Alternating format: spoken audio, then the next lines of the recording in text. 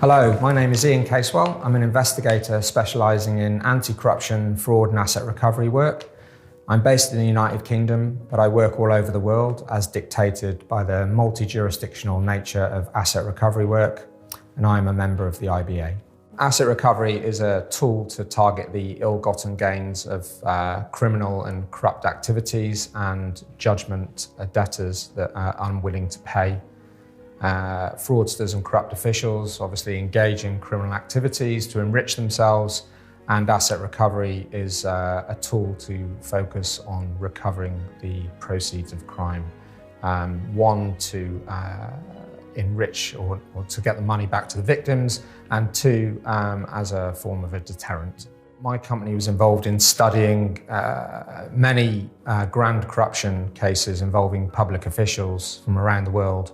And what we found within those case studies was that there is a distinct pattern which emerges with respect to people committing fraud and corruption and hiding the dirty money that they've acquired. So within those patterns, we found one, people need an opportunity to commit fraud and corruption. Two, they trust someone within their scheme, often a family member, a close confidant, often a lawyer, or the briber themselves. We also found that people need to set up offshore structures to move the money that they've obtained from their corrupt schemes, which you can consider the sort of money laundering element to the scheme. There's a part of this which involves sort of concealment and hiding. And then the end of the process, money needs to come out to play. So people buy high value real estate, expensive yachts, jewelry, art. And at each one of these junctions, from an investigation perspective, there is an opportunity to trace assets, whether it's following obscure paper trails, whether it's getting behind the ownership structure of a high-value piece of real estate in the financial centres of this world, or it's identifying people that know about the crime and might be minded to speak to investigators. So identifying witnesses and convincing them to cooperate. We also focus on third parties who are in receipt of valuable information and work closely with lawyers to be able to get to this information through the use of legal disclosure tools. In this day and age, the highly globalized networked world in which we live presents vast opportunities for moving money quickly, setting up structures quickly, and concealing assets. And that in turn requires a commensurate response in terms of skilled investigators and skilled lawyers working as one team across many jurisdictions to recover assets.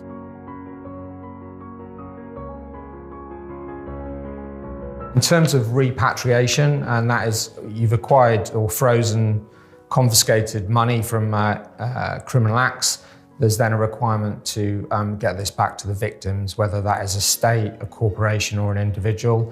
In my experience, this role is often facilitated by receivers and bankruptcy trustees.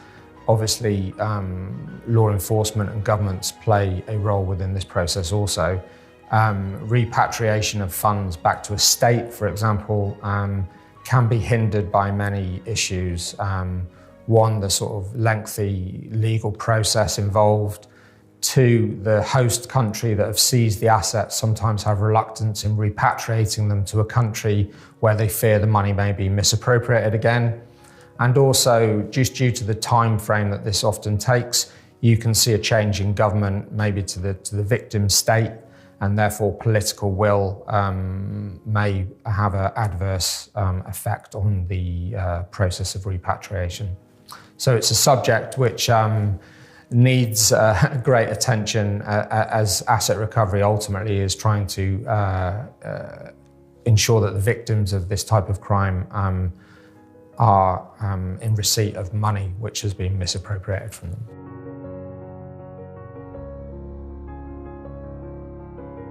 Olá, my name is Rodrigo Kaysserlian.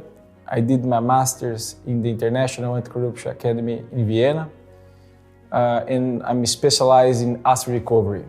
Sometimes it is very important to team up with the public prosecutors as well.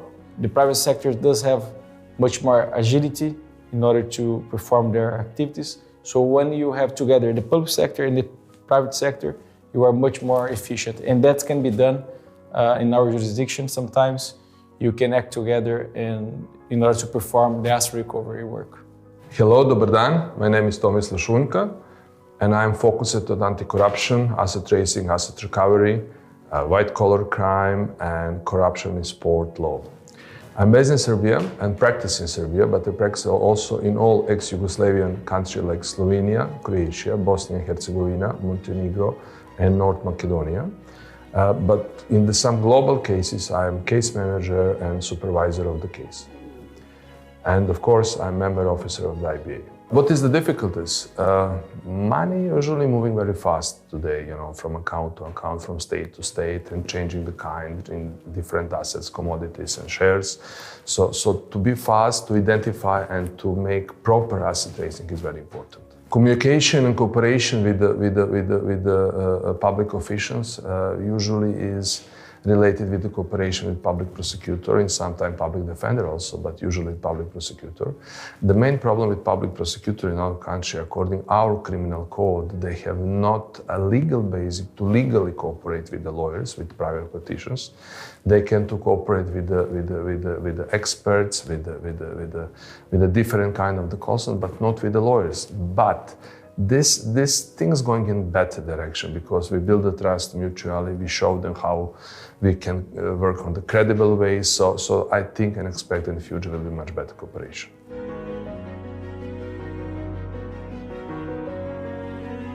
Bonjour, my name is Stephon Grey. I am an anti-corruption expert. I specialize in forensic audit, accounting and investigations, asset tracing. I work out of Trinidad and Tobago, the Caribbean, and also East Africa. I am an associate of the IBA subcommittee on asset recovery. Basically, in the Caribbean region, where I represent, and also third world countries, which represents the Caribbean and Africa, the major challenges with regards to asset recovery is political will, and also the awareness of what is asset recovery. The skill set needed by law enforcement is very low in third world countries as regards to asset recovery as well.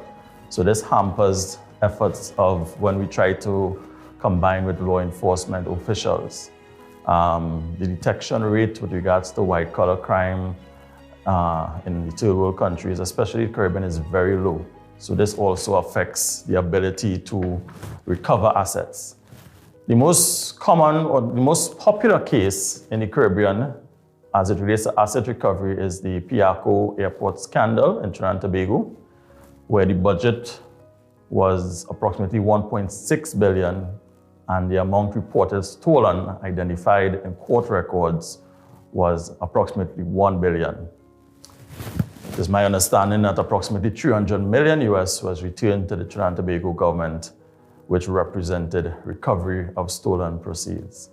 One of the major difficulties that we are having in conducting asset recovery cases in the Caribbean and also East Africa at this point in time is funding. At this point, the clients or the governments are thinking, I've just lost 3 billion US, 10 billion US. Do I spend another 1 billion, 500 million to recover it? So convincing them to spend more money to go after stolen funds is quite an uphill task. But we have covered some ground and are making some improvements due to the latest aspect of asset recovery, which is the recovery financing or recovery funding, which entitles the cases to proceed and the funders to recoup their money once assets are recovered. So in other words, the governments do not have to put money up front. The money is divided between the funders, the service providers, and so on at the end. So this latest tool in the asset recovery exercises is proven to be the lifesaver in terms of asset recovery in third world countries. At this point in time, repatriation of stolen funds to the Caribbean and East Africa is very difficult, although I do acknowledge just last week the recovery of monies in a Jersey bank account belonging to Sani Abacha of Nigeria.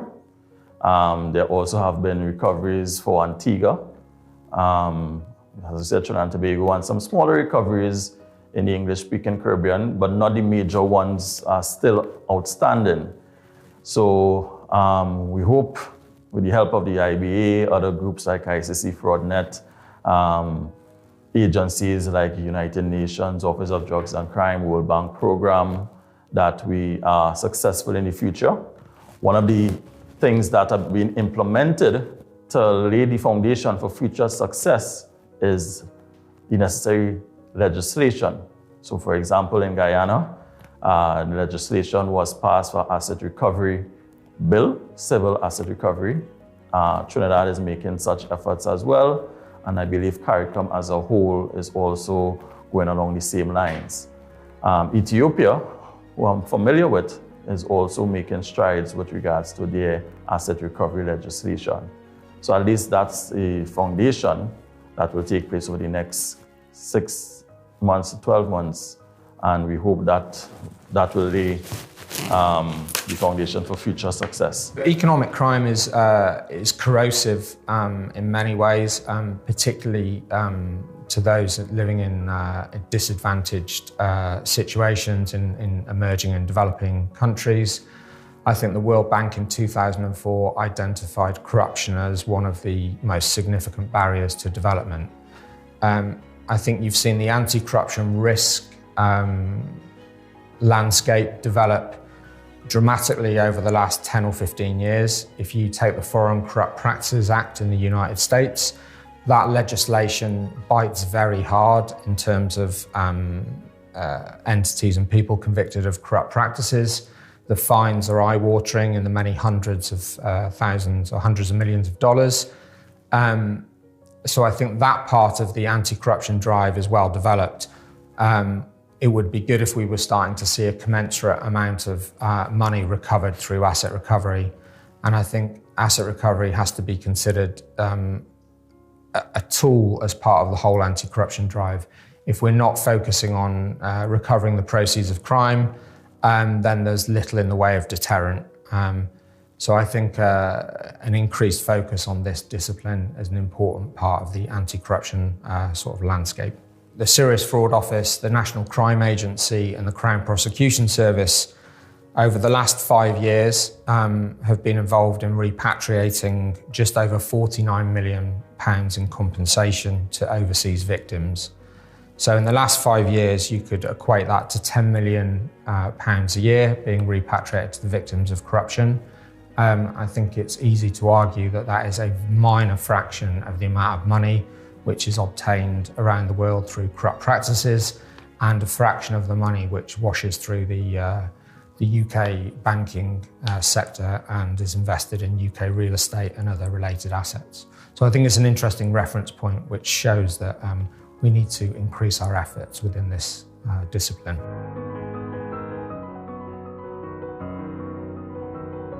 Corruption is not an emotional crime. It is a well-calculated crime.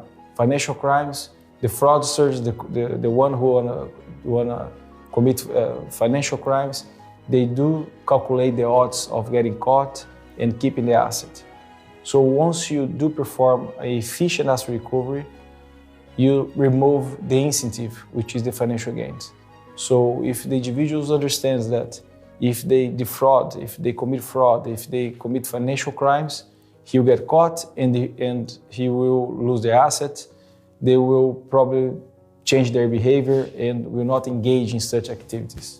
Asset recovery can help in anti-corruption activities, because anti-corruption has in general two parts. First of all is prevention, second of all is consequences of the corruption. So asset recovery can help in the second part, in consequences of the corruption, to identify and to trace where the money and different assets who was product of the corrupt activities, to find out where it is, to block this, to freeze, and to recover it to the country if it's possible, or to the state body, or to recover some international forward on development bank, and to secure the way and channel how it will be returned to the country.